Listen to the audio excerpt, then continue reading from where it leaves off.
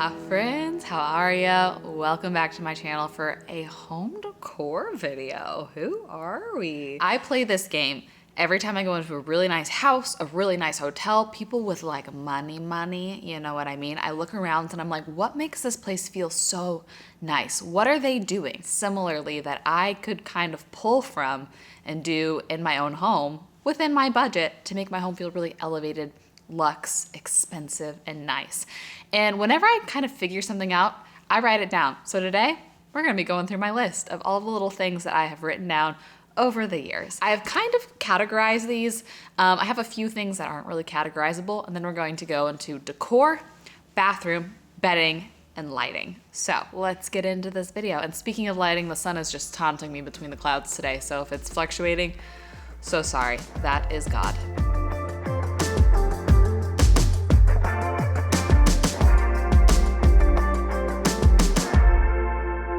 First, a few just kind of general uncategorizable things. We're gonna start with the lesson that I learned the most recently, and that is really nice, expensive places normally have curtains. And I recently have figured out a hack to have that same kind of feel without having to spend as much money because curtains are so freaking expensive. If you watch my vlogs, you've seen my curtain journey. I have curtains that I bought at Target in my last apartment. I moved apartments. This one has higher ceilings. I tried to find curtains for this apartment and they were literally hundreds of dollars per panel and I needed 8 panels. So I was like, no way am I doing that. Took them to a seamstress, added some fabric on it, DIY'd. But my tip for the average Joe is what I ended up doing in my den is I needed 4 panels for these curtains to be functional. I only hung 2. These curtains are not functional. They are just simply in the corner of each room to give the illusion of working curtains. To me, this adds softness, this adds texture, this adds depth, and it looks like, oh, yes, that room has curtains. No one has to know except for the 190,000 friends on the internet that they absolutely don't work. They're just for vibes. The next thing I noticed is nothing cheapens a room more than when the rug is a little too small. It's always better to have a slightly oversized rug instead of a slightly too small rug, and I really think a room looks more expensive if you get the cheaper, lower quality rug in a bigger size as opposed to the nicer, higher pile rug in a smaller size. Literally, you could save money by just choosing a cheaper option and getting it larger, and I promise your room will look more expensive. That is something I always notice in really nice homes. Big rugs. And the third random category tip that I've noticed, if you happen to be currently furnishing your home and like looking around for actual furniture, I've noticed that the really nice expensive homes tend to opt for more natural materials. And what I mean by that is like a lightly stained wood or even a completely raw wood or a lot of different stone. Like these I bought from a girl on Facebook for just a couple $100 and they are just a natural travertine because I noticed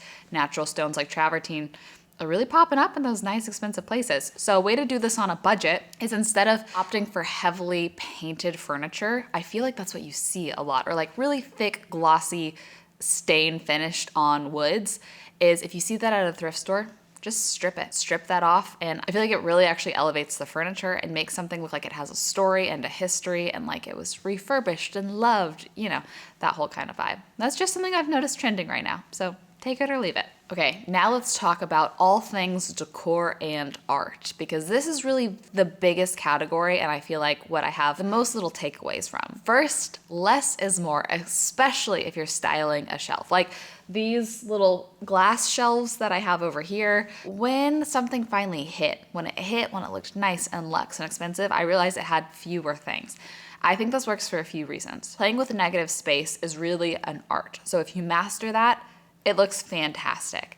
Second, when there's fewer things on a shelf, it really makes it look like this piece must be really important, really sentimental, really special, really expensive, because they want it to have a moment to itself, time to shine. But having just one vase on its own glass shelf really makes it look like, wow, that must be really special. Next, if you are shopping for specific decor to maybe style a bookcase, larger is better. I feel like it's so easy to be attracted to tiny little knickknacks, but that can make a space feel really cluttered. An example I'm gonna give you is on the bookcase in my little movie room.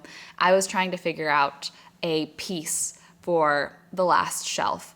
And I found some really nice smaller pieces that were actually more expensive, but I ended up opting for this one very large vase that I found at a thrift shop. And I turned it backwards so you couldn't see the painting on it to make it look more minimal. And having something of that scale really makes it look so much more expensive than if I actually bought the more expensive, smaller thing.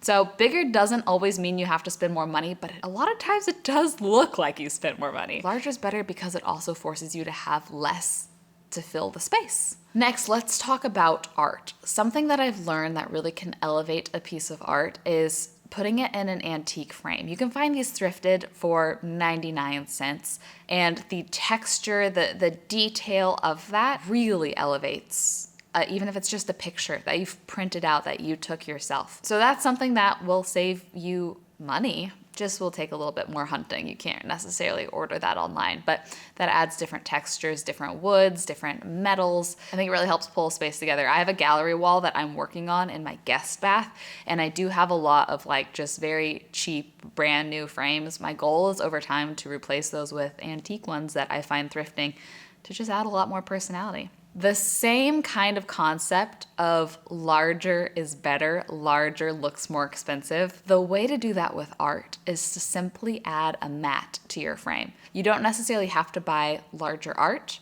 You could just thrift a larger frame and add a mat to it to really extend the amount of wall space that that piece of art takes up. Let's talk about choosing art. Choosing art is hard. It is so hard. I have some pieces that I love that I found just thrifting and from antique stores, but my biggest tip is if you have analysis paralysis, if you don't know if something feels cheap, if it's too loud, too bright, if you're gonna hate it in a year, whatever, opt for a mirror.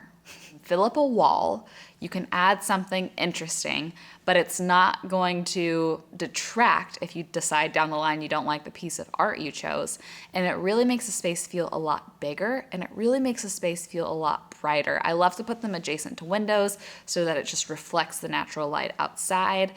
I have gone through so many mirrors in so many different houses that I live in, and it's a great way to have another frame on the wall if you're trying to fill that up and make your space feel bigger simultaneously. Last little decor thing I've noticed recently, maybe this is a trend recently, but I've noticed that the really nice homes, when they decide to put out fresh flowers, choose really long stem flowers, whether that's a long stem rose. Right now I feel like tulip or tulip hybrids are really trendy, or lilies. A long vase with long stems, I've noticed, is like the thing right now. And I was thinking about it. I was like, why does that feel more expensive? Oh, if it's a longer stem, the flower has to grow longer. That takes more time to create before they're harvested. So that makes sense. They're probably more expensive. I get my flowers at the grocery store always, and there's not a huge price difference between the shorter bouquets or the longer stems. So I've just been more mindful of that, especially if I'm buying tulips or lilies, of buying the long stem options. And I do feel like it just feels so luxe. It tricks your brain into not really knowing why. There is that correlation. Okay, let's talk about bathroom. First off, bathroom products, whether that's on the counter, in the bathtub, in the shower, whatever that might be. Of course, there's really nice, beautiful products. I am so guilty of buying things based off the label. I will buy Aesop every day because I just think it's beautiful packaging. That's not always practical. I'm a Hibiclens girl. I use Hibiclens a lot. Worst, ugliest packaging ever. What you can do is just transfer that into a simple glass jar with a pump. You can buy those off Amazon. There's like amber glass that was really trendy a few years ago. But also, if it's in just a simple white bottle, take the label off. There's just ways to remove the number of bright colored packaging in a bathroom, especially when it comes to beauty products, because there's so many different bright fonts just like screaming at you. Fewer annoying packaging that you can have in that space will make it feel a lot more luxe and a lot more serene. So whether that's peeling off the label or transferring it into just a regular glass pump bottle, if you can just like chuck them away if you don't use them every single day, put them in a cabinet and pull them out when you need them, that also helps. Just like decreasing visual clutter is huge.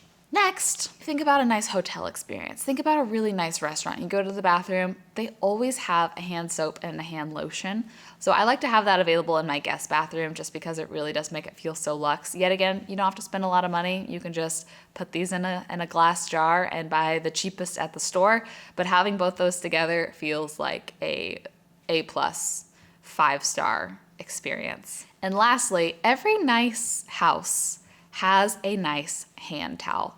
Nothing says I went from college kid to adult like you no longer have to dry your hands on my bath towel. Now I have a hand towel for you. So investing in, spending the $10 on an actual hand towel, whether it's hanging or folded next to the sink for your guests to use, that's something every nice, expensive house has, and it's a really easy, quick fix. Let's talk about bedding. I have really studied bedding recently. And of course, there are things that are just simply more expensive that you don't have to do. Like I am really bougie when it comes to my sheets. I have really nice bamboo sheets, and that makes a big difference for me sleeping in it, but it honestly doesn't make a big difference visually. So I'm gonna just tell you the visual things that make things look nicer. First, having your comforter, your duvet, your quilt, whatever, and then at the foot of your bed, layering a second one instead of a throw blanket. I feel like it's very common to just throw a little blanket at the end, a little thin, not full-size blanket. If you can find something that is the exact same size as your quilt or your comforter and fold it over the end,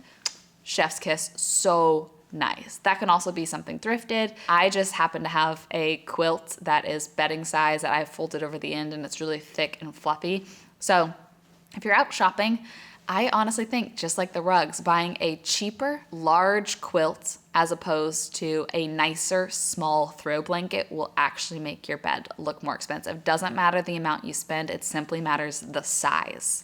Next, I feel like nice homes really love to use a lumbar pillow, which are like the long, skinny ones. I have one on my bed. I bought it from Target. It was very cheap, but I feel like having a different size pillow as opposed to just, the normal square or rectangular shape, adds something interesting, and I just see them recurring in nice bedrooms all the time. So I just got myself one, and I really like the way it looks. Mixing different feels of materials, but not having a lot of loud, bright colors, not having a lot of different shapes, having it a bit more uniform but still layered, I think is really elevated.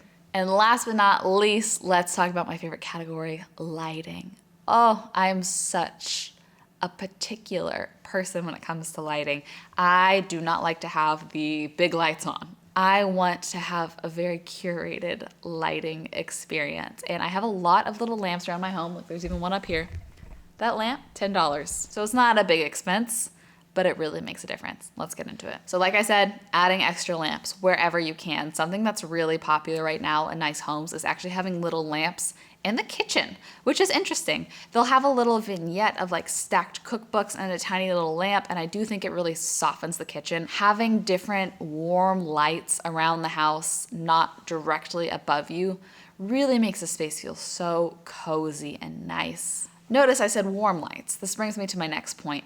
Nice homes always have a warmer light bulb. Have you noticed that? Cool light bulbs, they just feel sterile, unwelcoming, and they feel cold, which makes sense. It's a cool light. So when you are shopping for your light bulbs, pick a neutral to warm light. I really think that does elevate, and it feels more natural too. It feels like candlelight. It feels like fire. It feels like sunshine, as opposed to man-made sterile environments, if that makes sense. So incorporating, yet again, natural elements like the woods and the stones, and the warm light, I think just feels really, really nice and elevated.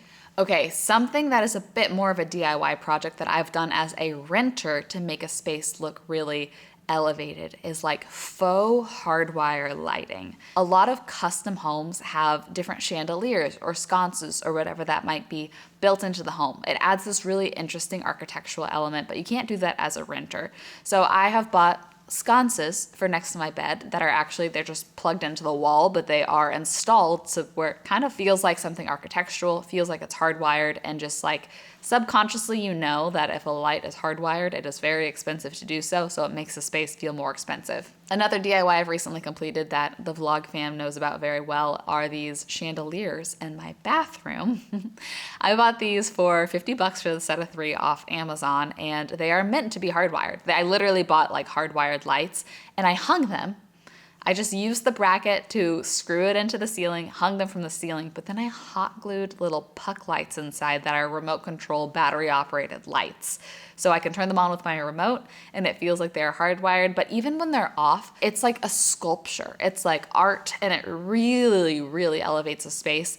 And that whole project cost me $70, whereas getting like hardwired lights installed into your home, you need an electrician, you need professionals. That's gonna be hundreds and hundreds of dollars. And this is a little way to have that feel without spending a lot of time or money. Something else that really nice homes have that this apartment came with is lighting underneath cabinets, whether that's underneath the upper kitchen cabinets or sometimes homes have it underneath the lower bathroom cabinets to like illuminate the space in the middle of the night if you're going to the bathroom, whatever that might be.